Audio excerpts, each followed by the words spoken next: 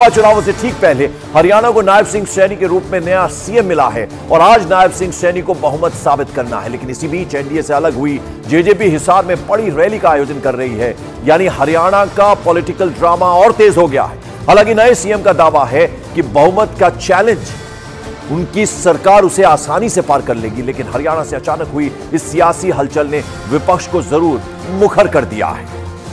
और हरियाणा में नई सरकार के गठन के बाद आज विधानसभा का विशेष सत्र बुलाया गया है।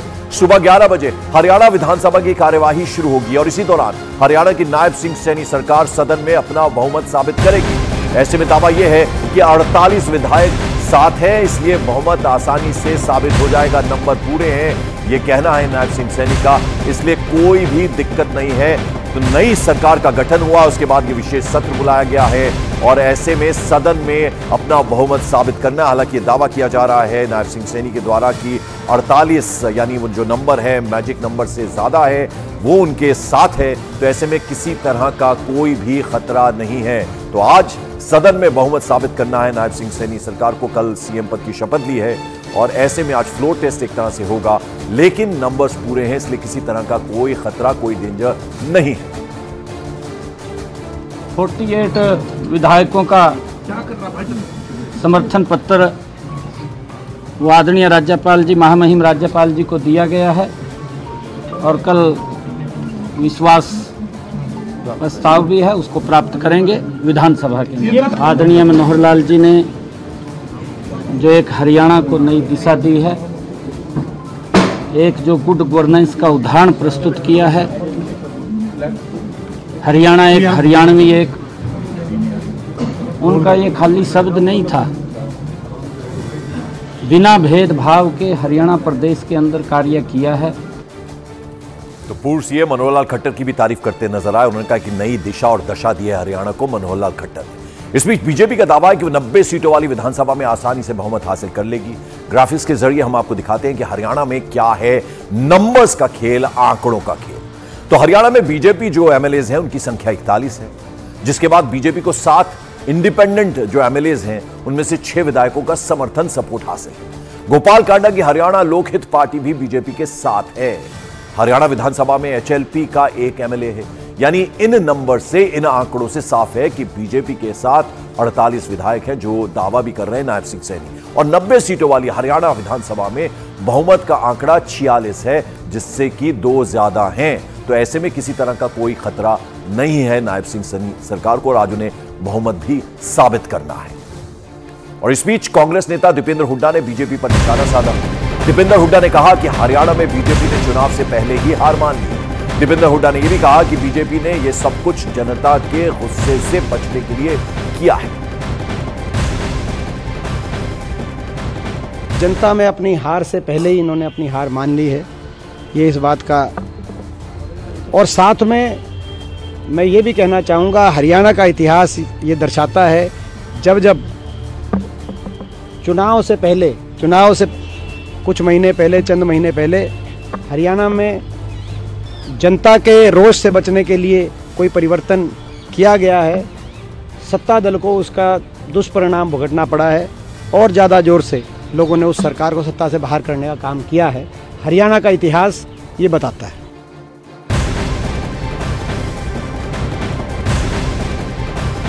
इस बीच आपको बता दें कि हरियाणा के सीएम पद की शपथ लेते ही नायब सिंह सैनी ने बड़ा दावा कर दिया। उन्होंने कहा कि लोकसभा चुनाव में बीजेपी हरियाणा की सभी 10 सीटों पर जीत हासिल करेगी।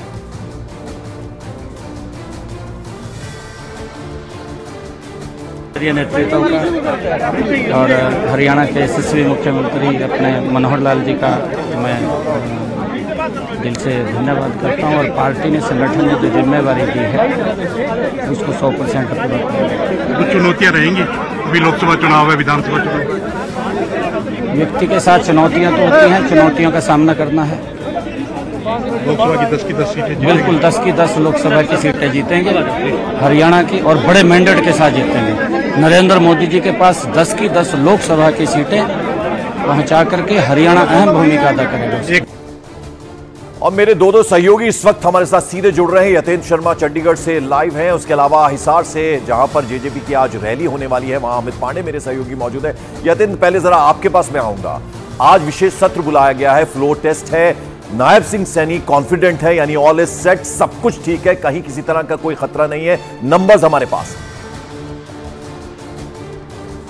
देखिए बिल्कुल, और उनके इस विश्वास को इस वजह से भी समझा जा सकता है कि जो जेजेपी के बागी विधायक हैं उनका नाम इस विश्वास पत्र जो राज्यपाल को कल जो पत्र सौंपा था उसमें उनका नाम नहीं है, यानी कि उनके अलावा पूरी संख्या जो पर्याप्त संख्या बल होना चाहिए विश्वास मत के लिए वो बीजेपी के पास है, जिसमें से 41 बीजेपी के हैं, 7 में से 6 निर्दलीय विधायक भी बीजेपी के पक्ष में और एक गोपाल कांडा जो सिरसा से विधायक है वो भी उनके पक्ष में, यानी कि 48 विधायक अभी बीजेपी के पक्ष में। और इसके अलावा जब सदन में जब विश्वास मत पेश किया जाएगा तो वो सदन में जो पर्याप्त संख्या होती है उसके आधार पर भी होता है, क्योंकि आज जेजेपी के सारे विधायक जो बाकी के बचे हुए विधायक है वो भी हिसार की रैली में मौजूद रहेंगे, तो वो भी एक संख्या कम रह जाएगी वहां पर मौजूद। और कांग्रेस के भी कुछ सांसद शायद नहीं आ पाएंगे क्योंकि शॉर्ट नोटिस मिला है, तो ऐसे में बीजेपी को कोई भी दिक्कत नहीं आएगी। इसी वजह से जो मुख्यमंत्री ने कहा कि वो आराम से विश्वास मत हासिल कर लेंगे, तो ये विश्वास के पीछे की कहानी है कि किस तरह से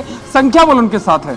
बिल्कुल, तो विश्वास मत आसानी से हासिल होगा और बहुत कॉन्फिडेंट नजर आ रहे हैं नायब सैनी, जो बात हमारे सहयोगी यतेंद्र भी कर रहे हैं। इस बीच आपको बता दें कि हरियाणा की राजनीति में अचानक हुई इस उथल पुथल के बीच अनिल विज, उनकी नाराजगी की खबर भी सामने आ रही है। उन्होंने एक्स हैंडल पर अपना प्रोफाइल बदला। अपने प्रोफाइल पर यानी अपने बायो में उन्होंने पूर्व गृह मंत्री और हेल्थ मिनिस्टर लिख दिया, लेकिन उनकी नाराजगी की तस्वीर उस वक्त और साफ हो गई जब अनिल विज नई सरकार के शपथ ग्रहण में ही नहीं पहुंचे। तो अनिल विज जो है उन्होंने अपना बायो चेंज किया, उन्होंने उसमें पूर्व लिख दिया अपने जो डेजिग्नेशन है उसके साथ साथ, और साथ ही उन्होंने पूर्व गृह मंत्री और स्वास्थ्य मंत्री में भी पूर्व लिखा, और साथ ही उन्होंने ये भी कहा कि जो उनकी नाराजगी है वो उस वक्त और ज्यादा साफ हो गई जब नई सरकार का जब शपथ ग्रहण समारोह था उसमें वो नहीं पहुंची। हम आपको दिखा रहे हैं उनका एक्सपोस्ट, किस तरह से उन्होंने मोदी का परिवार तो लिखा है लेकिन जो उनके डेजिग्नेशन था उसमें उन्होंने x home and health minister of Haryana India लिख दिया, यानी नाराजगी उनकी ऐसे नजर आई। लोकसभा चुनावों से ठीक पहले हरियाणा को नायब सिंह सैनी के रूप में नया सीएम मिला है और आज नायब सिंह सैनी को बहुमत साबित करना है, लेकिन इसी बीच एनडीए से अलग हुई जेजेपी हिसार में बड़ी रैली का आयोजन कर रही है, यानी हरियाणा का पॉलिटिकल ड्रामा और तेज हो गया है। हालांकि नए सीएम का दावा है कि बहुमत का चैलेंज उनकी सरकार उसे आसानी से पार कर लेगी, लेकिन हरियाणा से अचानक हुई इस सियासी हलचल ने विपक्ष को जरूर मुखर कर दिया है। और हरियाणा में नई सरकार के गठन के बाद आज विधानसभा का विशेष सत्र बुलाया गया है। सुबह 11 बजे हरियाणा विधानसभा की कार्यवाही शुरू होगी और इसी दौरान हरियाणा की नायब सिंह सैनी सरकार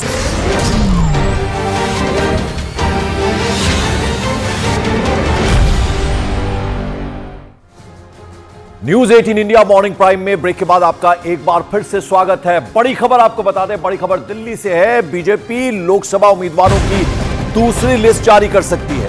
पहली लिस्ट में 195 कैंडिडेट्स के नामों का ऐलान किया गया था और आज दूसरी लिस्ट आ सकती है बीजेपी की, और इसको लेकर बैठकों का दौर हो गया, मंथन हो गया और आज बीजेपी जो है अपनी दूसरी लिस्ट जारी कर सकती है। पहली लिस्ट में 195 कैंडिडेट्स के नामों का ऐलान किया गया था और आज अब दूसरी लिस्ट आएगी और इसे शायद कहा जा सकता है कि ये फुल एंड फाइनल जो लिस्ट है यानी टोटल लिस्ट बीजेपी के अब सामने आ जाएगी। यतेंद्र हमारे साथ, हमारे पॉलिटिकल एडिटर जुड़ रहे हैं सीधे। यतेंद्र, क्या अपडेट, क्या जानकारी? देखिए बिल्कुल, आज जो बीजेपी के उम्मीदवारों की लिस्ट है यानी कि दूसरी लिस्ट आज आ सकती है। परसों रात को मंथन किया गया था जिसमें मध्य प्रदेश, गुजरात, कर्नाटक, तमिलनाडु और बाकी के जो राज्य हिमाचल और चंडीगढ़, इन राज्यों में मंथन किया गया था कि कौन से उनसे उम्मीदवार है जिन पर मोहर लगाई जा सकती है। प्रधानमंत्री मोदी के नेतृत्व में ये बैठक हुई थी, बीजेपी अध्यक्ष जेपी नड्डा के नेतृत्व में। इन दोनों के नेतृत्व में मीटिंग होने के बाद करीब माना जा रहा है कि 100 से 150 लोगों की लिस्ट आ सकती है। हालांकि एंड टाइम पर हरियाणा और उड़ीसा की लिस्ट जो बैठक थी वो टाल दी गई थी, क्योंकि उड़ीसा में अभी भी गठबंधन को लेकर बातचीत चल रही है बीजेडी के साथ, और हरियाणा का घटनाक्रम अब सबके सामने आ गया है कि क्यों टाली गई थी जेजेपी के साथ गठबंधन टूट गया है, ऐसे में बीजेपी अकेले दम पर चुनाव लड़ेगी। और जहां तक जो सूत्र है वो ये बता रहे हैं कि जो एक बार फिर से तेजस्वी सूर्या को टिकट मिल सकता है, वहीं पूनम महाजन का टिकट कट सकता है, प्रीतम मुंडे को महाराष्ट्र से फिर से टिकट मिल सकता है, नितिन गडकरी को नागपुर से टिकट मिल सकता है, अनंत कुमार हेगड़े जो अपने विवादास्पद बयानों के लिए हमेशा चर्चित रहते हैं उनका टिकट भी इस बार कट सकता है। और जो पूर्व मुख्यमंत्री कर्नाटक के हैं बोम्मई, वासवराज बोम्मई, उनको हावेरी से लोकसभा यतिन जरा ये बताएं कि आज भी फुल एंड फाइनल लिस्ट नहीं होगी, आप ये कह रहे हैं? देखिए बिल्कुल आज भी फुल एंड फाइनल नहीं होगी, क्योंकि लोकसभा का चुनाव है। ऐसे में बीजेपी हर कदम को धैर्य के साथ और फूक फूक कर रखना चाहती है, क्योंकि 400 पार का आंकड़ा है जो नारा दिया है वो भी पूरा करना है। तो ऐसे में हर उम्मीदवार पर उसका पूरा फीडबैक जानकर बीजेपी फैसला ले रही है। और अभी 2 से 3 केंद्रीय चुनाव समिति और बैठक होंगी, तब जाकर पूरा सभी सीटों पर बीजेपी अपने उम्मीदवार घोषित करेगी। हिमाचल में भी अभी 3 सीटें होल्ड कर दी गई हैं। वहीं हिमाचल जो अनुराग ठाकुर है केंद्रीय मंत्री, उनकी सीट पर अभी सहमति बनी है कि उनको सीट दी जा सकती है। बाकी की 3 सीटों पर कोई फैसला नहीं हुआ है। तो जब भी ये लिस्ट आएगी बहुत सारी सीटें होल्ड रहेंगी और बहुत सारे उम्मीदवारों के नाम सामने। बहुत बहुत शुक्रिया इस अपडेट, इस जानकारी के लिए जितेंद्र आपका।